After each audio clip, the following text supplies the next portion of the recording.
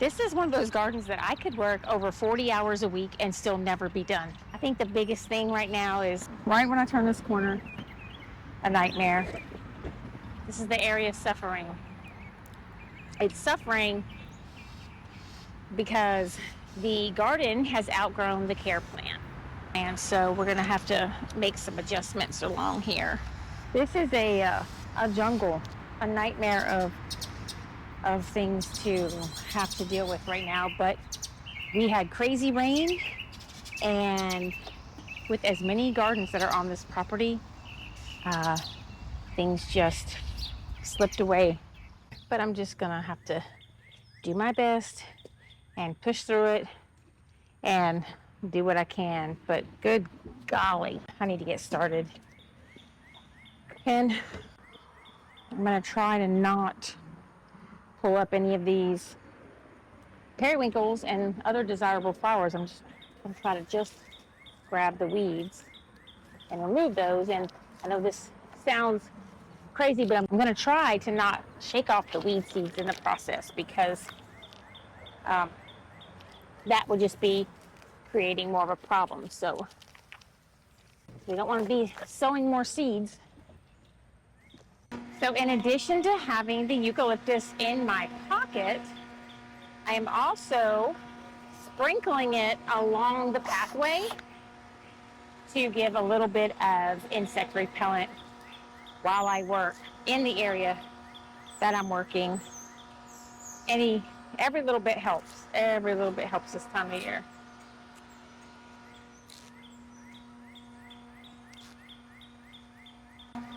There's a lot of dewberries in here. My least favorite weed of all. See, I can smell that eucalyptus everywhere I'm working. It's already getting pretty intense heat right here. 7 in the morning.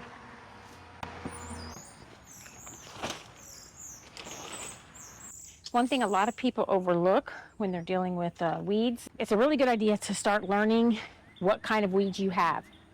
Because when you can identify your weeds, or at least, get them narrowed down to a type and what family they're in and stuff like that, it is a lot easier to learn about the strategies to tackle them, because each weed has different vulnerabilities. So what might work for preventing one type of weed, it's not a one-size-fits-all solution. So the more you can learn about your weeds or weed problems, the weeds that you're having problems with, the more success you will have in preventing them, because like I said, it's not a one-size-fits-all, and that's where a lot of misunderstanding comes into weed management. There's no once and done treatment for every single weed. It's an ongoing course of action. Weed management is not a once and done, and it's not a one-size-fits-all. It is a strategy where you're implementing practices that prevent the weeds that are not present. Weed management is not about removing the weeds that are present, because the effectiveness of your weed management plan is to reduce the amount of weeds that are present. You are actively incorporating practices and steps and different strategies to prevent weeds from germinating. And a lot of that has to do with managing the seed bank properly and knowing when you are contributing to seed bank problems and other things where the problem just seems to never stop. Because you'll notice if you go outside and you weed a bunch of weeds, this is so discouraging for so many people too. They'll go out and they'll weed and remove all the weeds, and within less than a week later they'll come out and that whole area has new weeds sprouting. And there's nothing more discouraging than feeling that defeated of, going in a circle of a never-ending circle. So you have to understand the cycle of weeds and the cycle of weed management to prevent weeds from coming, because the seed bank is the most important factor for managing the weeds you can't see. And understanding how the seed bank works and learning what type of seeds you are dealing with, what type of weeds and seeds you are dealing with in your seed bank, are going to, they're just going to give you a much bigger advantage in being successful of managing them than just guessing or going in blindly. Because sometimes you might need several strategies together. So it's a good idea to just learn everything you can about what type of weeds you're managing. But about the seed bank, I'm gonna share some details about the seed bank that, I can explain this to somebody, and I think once I've explained this to somebody and I think they understand, they'll go out to work and do something that disturbs the seed bank. So what you have to understand is the seed bank is seeds that are already planted by Mother Nature, and they're in the top several inches of soil. And no matter what you do, if you kill the weeds on the surface of your soil, the seeds that are still dormant are just below the surface, not getting sunlight. And that's where mulch comes into place. When you mulch, you are suppressing future weeds by blocking out sunlight. So the mulch is like a blanket that protects sunlight from getting to weed seeds. However, weed seeds can still be blown in or dropped in by birds and germinate right on top of the mulch. So, if you're wondering how you get weeds after mulching, that's how. You're suppressing the weeds underneath if your mulch is thick enough, but weeds can still germinate on top of mulch. So that's why weed management is a strategy. You've got to prevent the weeds that could germinate on top of the mulch, and then consider and always prioritize keeping the weeds and seeds below the mulch in dormancy. And the way to do that is to make sure they don't get sunlight. And the only way to prevent them from getting sunlight is not disturbing the dirt. And there's times where you do have to disturb the dirt, because anytime the soil is moved, all the dormant seeds are then brought to the top, and they are now getting sunlight and they're ready to go. So basically, moving the soil is equal to planting weeds. So the way you prevent that from happening whenever you have to disturb the dirt, like plant something or pull an existing weed, is by making sure that you have a pre-emergent layer, or that you patch the area with a thick layer of mulch, or a better even option would be mulch and pre-emergent together to prevent future weeds from germinating. And the pre-emergent will prevent weeds from germinating on the surface, from ones that are blown in, and ones from germinating from the seed bank that have been dormant. So that's your line of defense. But the trick is understanding when you disturb the pre-emergent, it's broken wherever you disturb it. So a lot of people don't realize that, and they'll apply it at the wrong time, or they'll go and implement a step after applying it and deactivate everything they just activated, making the pre-emergent useless. So it's really important to read the directions. And I have another video where I explain step by step of using a pre-emergent granular such as Preen right here. I'll post a link to that video. And if you want to know more specifics about it, I go over in that video. But in this video, I'm really just focusing on what the seed bank is and how you can avoid disturbing it and why it's important. Everybody's seed bank is going to be different. And the other factor that I have noticed a lot in residential areas that contributes to a person's seed bank and weed problems is the lawn service that they're using. When you have a company that does mows, yards and landscapes all day long, and you're just one on the list that they're coming through, you don't know where they've been. And all the type of plants that they have trimmed or cut with their equipment have been scattering seeds on their equipment and in their equipment, on the mower blades, on the trimmer string, everywhere. The weed seeds are scattered all on their equipment, and then they come to your house and then they do the same thing, and then they're scattering them. So that is one of the biggest contributors that I see in residential areas for adding to, or compounding an existing weed problem that is so overlooked. And people will get discouraged or not understand that, having sterile lawn equipment, that will never happen if you have a company. So the advantage of doing your own yard is making sure that your equipment, only the weeds you already have are going to be, that bird scared me. You only have to worry about the weeds you already have, and new ones will not be brought in bulk like they will with landscape equipment from that's been going around to other houses. Now, the other thing that goes wrong with having the, a lawn company do your yard, and I don't have anything against lawn companies, all my clients use them, but it's just something you have to keep in mind and try to limit. You can make sure that your garden beds are in areas that they don't need to go, or, that you have a good enough buffer zone that they're not needing to edge or mow near your gardens. But the other thing is, if you have weeds present along an area that they are maintaining or even close to it, they can't help it but start chopping them. And when they cut your weeds in half to make things look better, they're doing two things. They're making the weed stronger that they just cut because the root system then gets more vigorous, but they've also scattered the seeds that were on top of that weed, if it was in seed, which a lot of times it is.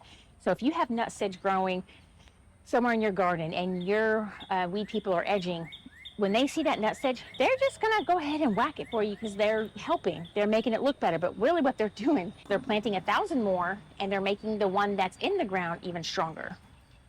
So it's just something to consider and maybe pay attention to. If you do have a lawn service that goes near your landscape, you can sometimes just put signs up in the areas you don't want them to cut. That will help minimize the spread and formation of weed seeds that you do not currently have to deal with that could pop up in the future because they're going in places they shouldn't. This is probably why it's become such a problem in there. And if you have a limited garden space, you need to make sure you are paying attention to each plant's boundaries and don't just let it do what it wants, because that is the recipe for disaster, just letting a plant dominate because you have an emotional attachment to it. You have to have a plan of what boundaries belong to each plant to ensure each plant has enough space to do its thing if you want to keep all your plants. Otherwise, some plants will just totally overtake another plant and then you're out.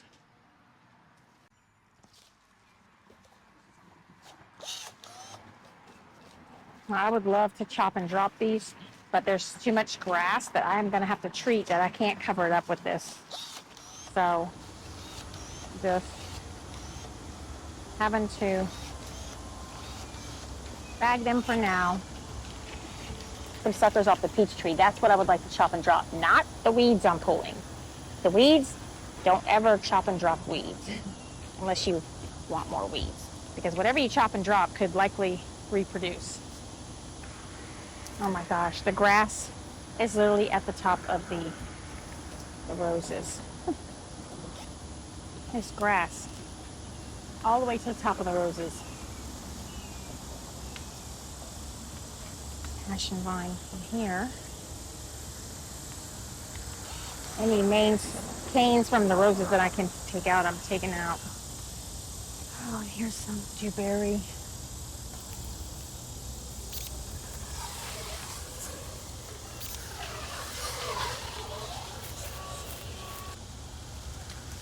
And somehow I'm going to have to get under these roses and find these passion vines coming from. There's also some verbena, trailing verbena down here.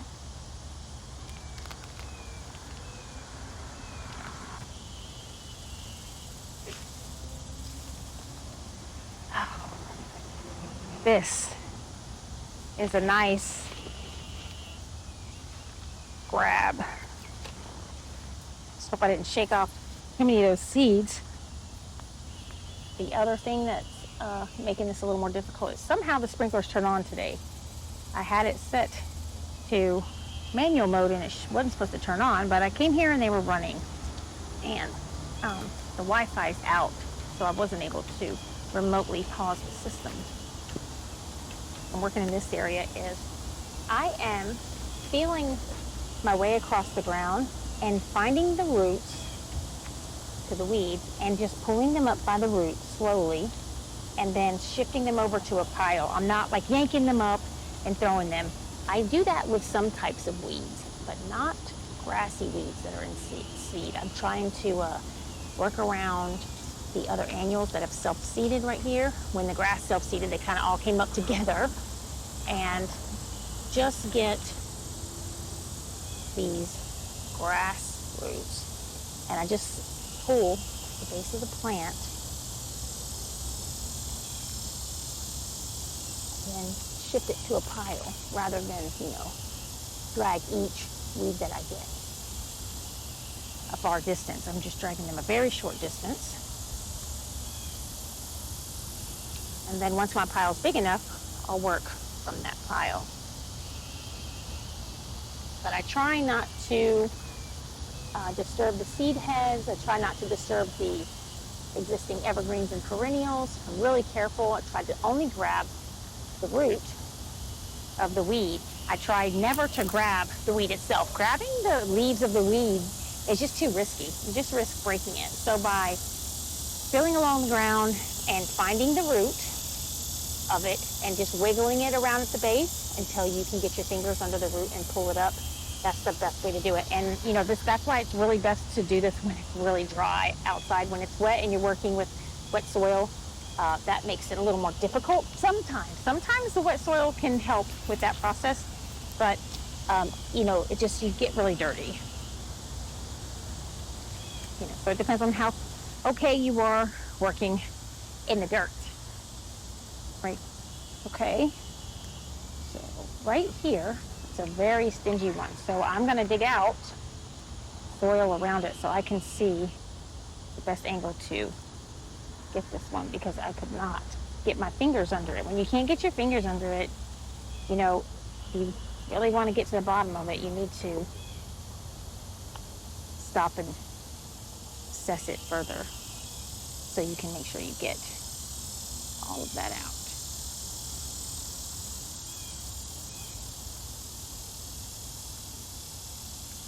Now, I don't want to dig around too much because I know there's some lizard eggs over here. So I do want to try to put some of the periwinkles. Oh, here's a blue bonnet. There's some periwinkles that have just kind of self-seeded along this pathway. I want to try to move some of those back. Right here, let's see if I can just get enough root.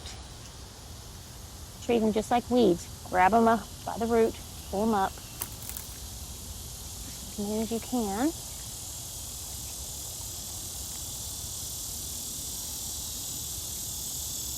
The younger the better. The younger they are, the more resilient they are to being moved around.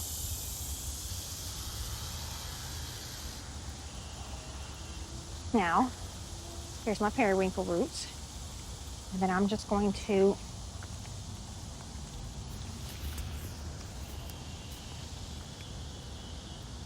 lay them along here. So, and put some soil on them. They should be a little happier here than where they were. I don't know if they get enough sunlight here, but we'll see. And there we go. I just moved about 10 periwinkles that self-seeded. They were just growing in the pathway. Okay, so I do feel like I've made some decent progress on this pathway.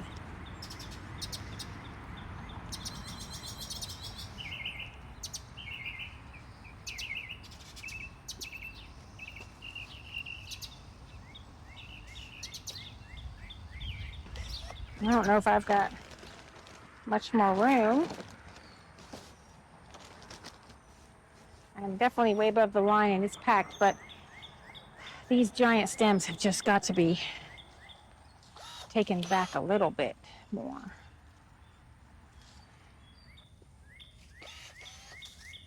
Ouch. I am in the bush. It's wrapping around me. I can't take a step without getting grabbed by thorns.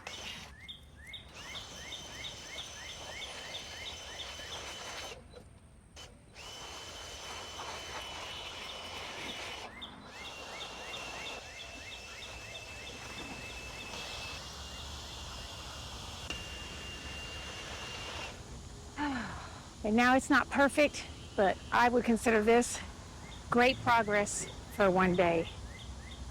I mean, it does not look like a jungle anymore. This is a lot of progress.